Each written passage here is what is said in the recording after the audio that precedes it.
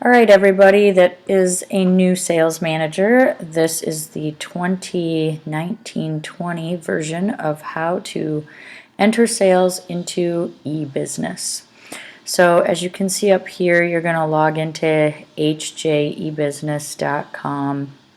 It should pop up when you start typing it into one of our Macs. And we have a number of yearbook sales to enter from registration.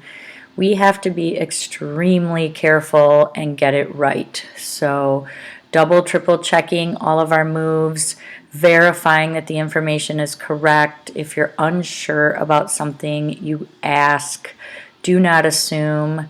Because if we screw up entering someone's sale, then I get a call in the spring from an angry parent, or I get tears from a kid because they know they bought a book, but it's not in here. And most of the time they are actually wrong, and then every once in a while they are right and they save the receipt, because we do hand out paper receipts, and then a sales manager didn't properly enter the sale. So as we get started in this, I just really want you to take your time and just be really careful and accurate. Accuracy is a huge part of this job. So you'll always see this screen when you log in. The login to this you'll get from me, so just come and see me so that you know the credentials to log in. Okay, and we're going to go to the Sell tab. We're going to say we want to enter a sale, and I don't know what they want us to know here, but we're not worried about it. Okay, so you will have a stack of sales in front of you. You'll be looking at the paper copy of their sale, and we are going to enter their purchase by their last name, which is in this tab. Now I can make this a little bigger if I want, so a little more space to type. And I'm going to go ahead and choose, I don't know, I don't have a paper in front of me, so I'm just going to choose Smith and see what happens. Okay, we have all of these students. Now it looks like Ellie Smith, somebody entered a sale for her already. You can see that some of the sales have been entered. But James Smith, we'll go ahead and use him as our example, has not had his sale entered. So I do need to verify, because sometimes we have students with the same names, and look how many different Smiths there are right here, that the student is in fact in 6th grade, which it should say right on the paper in front of you. Make sure the name matches up and that it looks right. Okay, so we're going to go ahead and click on that kid. We're going to say make a sale. Now I need you to look at this carefully. Okay, this is really critical. We sell the black package at registration and up to October 31st for $30. Okay, in the spring they cost $40. We do not want to enter a $40 sale right now, because the book, we didn't pay $40, or the student didn't pay $40, and we don't want the numbers to not add up. So just be sure to always check 30 for the black package and 35 for the gold package. 30 and 35.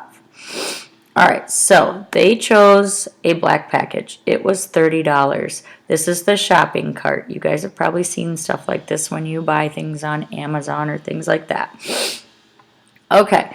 Down here is where I have to say how they paid, and on the receipt and on the paper that you have in front of you, it will say cash or it will say check. If it says cash, fantastic. You are set with this part of the entering of information. But most of them are checks, quite honestly, so then we have to put the check number. Okay, the check number should be on the receipt, so I'm just going to use example 1234. Okay, it's a 4-digit number. Sometimes it's a 3-digit number. Most of the time it's a 4-digit number. Okay, so we need to make sure that we're being very accurate about that. Okay, so the next thing on the paper is on the bottom half of the paper, the parent indicated whether or not they want a receipt emailed to them. If they did not put an email address, you can skip this step. However, if they did, you cannot. You have to click Print Receipt, then you're going to click Review Order. So I'm just going to verify now. James, $30, black package. The details are he paid with check. Check number 1234. This is all looking good. And I'm going to hit submit order. Now notice that the receipt came down into my screen here, into the downloads, okay? So we want to email this receipt to this student. So right here we have the option to save as a PDF, which is what we want to do.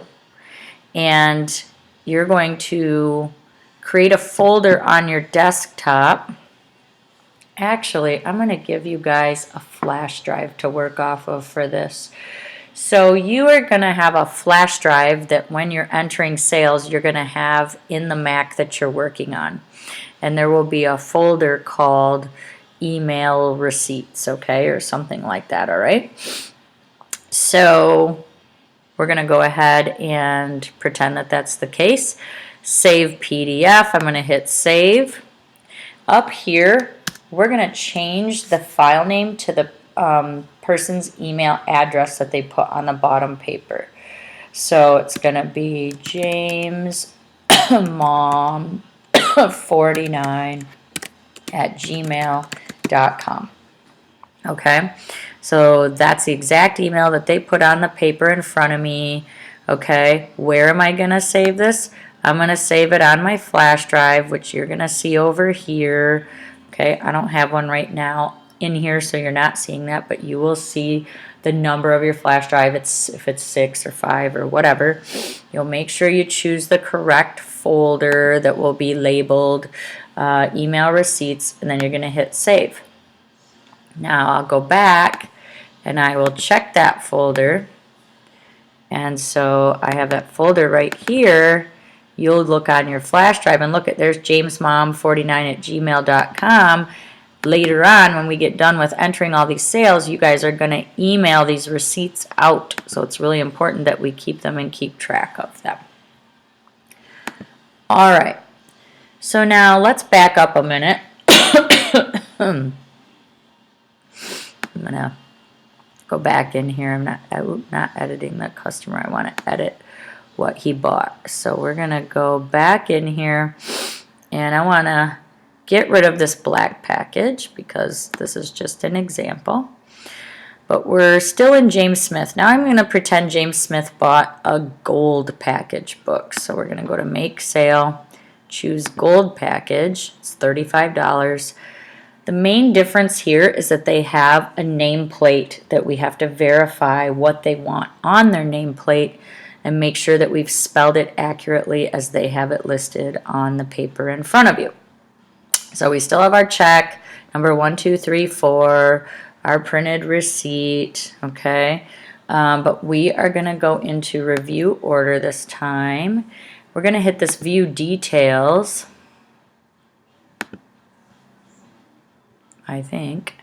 Come on, open up, you little bugger.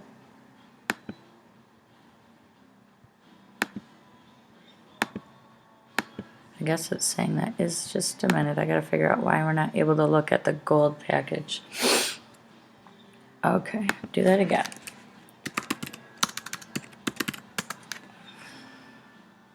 Let's go back into James, make sale, gold package. Okay, let's say this time I'm saying he paid cash. I'm going to hit review order. I should be able to hit this. There we go. View details. Okay, so look right here. When the gold package is selected, this extra box shows up when you look at the details. Edit personalization one-line nameplate. Most kids just want their first and last name. But let's say James goes by Jamie and he puts on his paper that he wants it to be Jamie Smith. Okay, we have to correct that and make sure that it's exactly what he put on his paper, or she or whoever, okay? So this is super important that we make sure that we verify what they want on their one-line nameplate. Now, If they put something crazy that we're not going to know who they are, you can come and talk to me about that, and I'll make a decision about what to do. So obviously you would apply the changes. So we've got the $35 gold package. This time I'm pretending they didn't want a receipt, so I'm just hitting submit order. Okay, now because this is my example, oh, and by the way, look at what I get at the end. So gold package, and right down here it's showing that I changed it to Jamie Smith. So that's awesome. So I can verify that I did it correctly. He paid cash, $35, blah, blah, blah.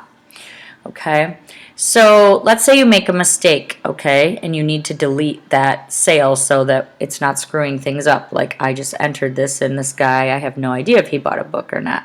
I'm going to just simply remove this. It's going to say you're about to permanently delete this. Yeah, we're going to delete it because James didn't really buy a book.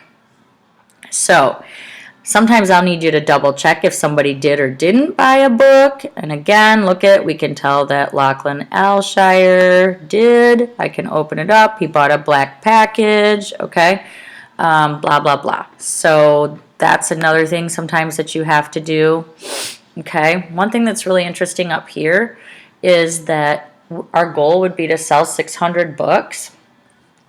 We've only sold 317 right now. But actually we've sold more than that because we're not done entering them all yet. So far we've only entered X number of sales. Some of these parents purchased online, and a lot of them we entered. So see the ebiz, ebiz. Those are usually mean that we did it. I don't know if we're going to find any yearbook order center ones yet. I don't know if anybody's purchased an online one yet. But when we do, it'll say YBOC. And then you'll know that the parent went online and bought it that way. I would think that we should be able to see some of those actually. So we can show, no. Oh, and then this is another issue. Possible duplicates. We want to be really careful that we don't enter duplicates. Right now it doesn't look like we have any. Sometimes students show up twice. So if you ever notice the exact same name and grade 2 times, come and get me, because chances are there's a duplicate entry in here and I need to decide what to do about that. Okay, so need help, question mark. Always a good thing to click on that. Look at, there's a whole video series you can watch about the different things you can do with this. I would highly recommend this. And in fact, if you have downtime in our advisory period on a day, and remember we're not doing homework and stuff, I would expect that you will watch these videos, okay? This would be a great thing for you to do after we get caught up on the sales. But for right now, I need you guys to be really focused on this. Make sure you're doing a great job. When you get done entering a sale, you are to take a highlighter and put a giant X on the paper in front of you, and you move it to your left into the basket of what we call the done pile. And then on another day, or if both of you are in there working together, another person will file those papers alphabetically by last name and grade, which is another thing I'll show you just to make sure you know and understand. Okay, that is basically all you need to know about how to enter a sale. Again, I will get you set up with a flash drive and a username and password. Please come and see me after you're done watching this video to get those things so that we can get you going on getting these sales caught up. Thank you very much.